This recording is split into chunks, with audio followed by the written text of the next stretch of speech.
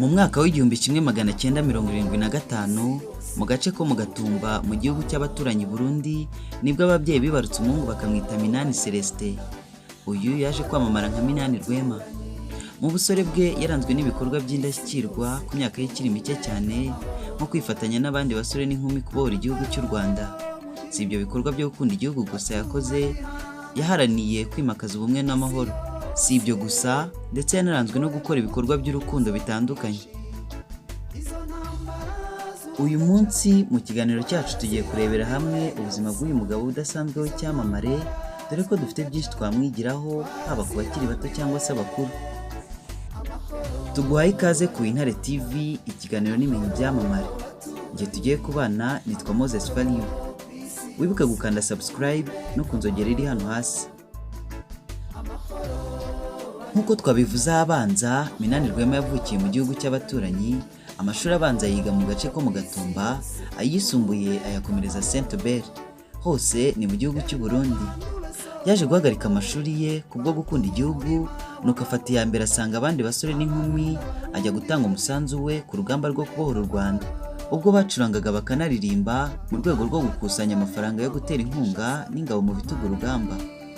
Aba ni bamwe mu babanye nawe icyo gihe bafite icyo bamuvugaho. Minani Rwema kuri gihe yari umwana wanjye kandi yari umwana wacu, ko twabanye nawe turi bakuru. Twamubonye ari muto avuye ku babyeyi be, ariko aza dusanga natwe turi ababyeyi be. Kuvuga rero Minani si ibintu byoroshye kubera ko yagiye kare cyane. Nyuma y'urugamba yakomereje amashuri ye yisumbuye muri Lycée Notre Dame de Citeaux i Kigali. Yize ibijyanye n'ishoramari n'icungamutungo.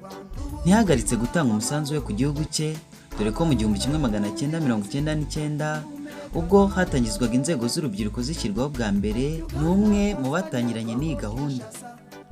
Nyuma yaho yanahawe inshingano zo kuba umuyobozi wungirije w'icyahoze cyitwa Akarere ka Kacyiru, wari ushinzwe urubyiruko, siporo n'imyidagaduro. Ibi bintu mubona uyu munsi by'amakoperative ari agakinjiro, ibyo bita agakiriro uyu munsi, n'andi makoperative yagiye yiyubaka. Mbere yari amashyirahamwe, yari umuntu wagize uruhare rukomeye cyane muri za transformation, tuvana abajene mu mashyirahamwe tubashyira mu makoperative y'urubyiruko. Ntabwo yatanze umusanzu we gusa mu kubaka Kacyiru cyangwa umujyi wa Kigali gusa nkaho yakoreraga. Ndanibuka ko twigeze kujya kubakira abarokotse jenoside yakorewe abatutsi muri 1994, tujya kububakira mu karere ka Bugesera ubu ngubu i Nyamata, aho bita Kanazi na Maranyundo, aho twubatse amazu arenga 60. Twahamaze hafi amezi 2 icyo gihe, ndabyibuka neza.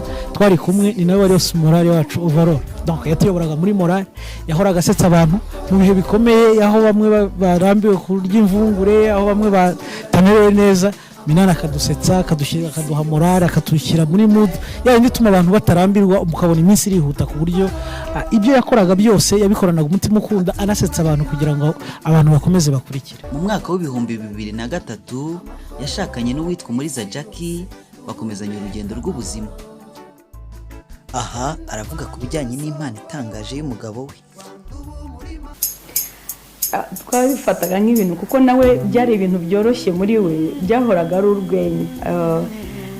Igihe yaririmbaga Celestin, nakundaga kumuseka, iyo ndi kuzayifata isobore tukabigira urwenya, ariko akabikora ugira ngo ni ibintu by'imikino, wajya kuruka uno bivuyemo ikintu cyiza gitangaje, nubwo biri mu rwenya ariko biri mu inyigisho. Mu mwaka w'2006 ubwo habagaho impinduka muri politiki yo kwegereza ubuyobozi n'ubushobozi abaturage, urubyiruko rwamugiriye icyizere, rumundagazaho amajwi, rumutorera kubahagararira muri njyanama yo mu karere ka Gasabo.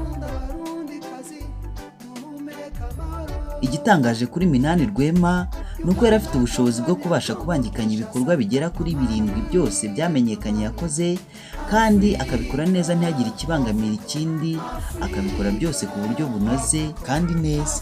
Birababaje cyane kubona ko yagiye kare, kandi yari afite ibintu byiza byinshi yashobora guha urubyiruko. Yari muto ariko ibitekerezo bye byaramurutaga, ibikorwa bye byaramurutaga, ntabwo wumvaga bijyanye n'imyaka ye. Ibyo bikorwa ni ibi bikurikira: yabaye muri komite njyanama yo mu karere ka Gasabo, aba umukozi wo muri komisiyo y'ubumwe n'ubwiyunge mu mujyi wa Kigali, aba perezida w'umuryango utegamiye kuri leta witwa Irembo, wari ugamije kuvana abana mu muhanda, wafashaga abana b'imfubyi muri rusange, ndetse n'ibindi bikorwa by'urukundo. Yari perezida w'itorero Indahemuka, aba umunyeshuri muri kaminuza yigenga ya Kigali ILK, akaba kandi n'umuhanzi, ndetse ibi byose akabikora anabifatanya n'inshingano z'urugo rwe.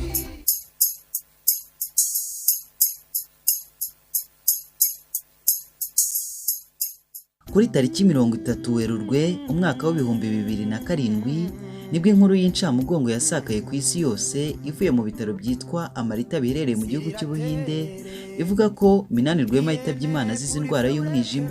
Minani Rwema akaba yarasize umuryango ugizwe n'abantu batatu, ari bo umugore we witwa Umuriza Jackie, umukobwa we Agasaro, ndetse n'umuhungu we Rwema Kevin akaba ari nawe muto.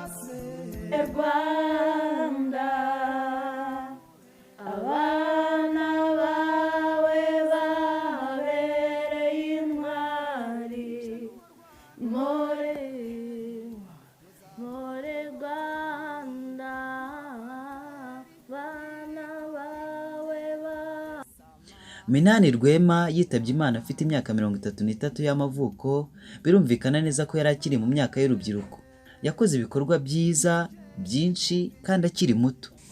Ikibabaje ku muntu nk'uyu twakunze turi benshi nuko yitabye Imana abana be bakiri bato. Ntibabonye amahirwe yo kwishimana no gusogongera ku byiza se yakoraga byanyuze imitima ya benshi.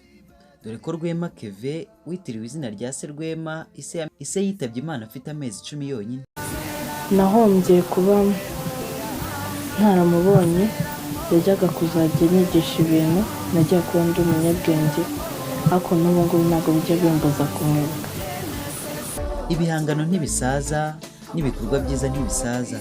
Ntaho yagiye, burya aracyari mu mitima ya benshi. Naruhukire mu mahoro.